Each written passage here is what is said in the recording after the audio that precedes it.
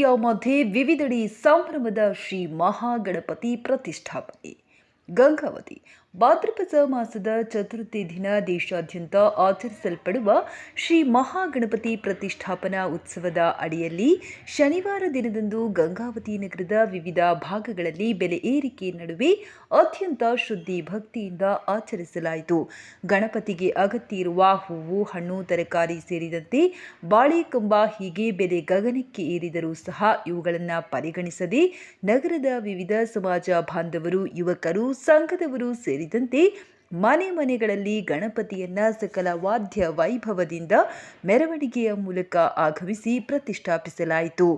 ಜಿಟಿ ಮಳೆಯ ನಡುವೆ ಯುವಕರು ಪಟಾಕಿ ಸಿಡಿಸಿ ಸಂಭ್ರಮಿಸಿದರು.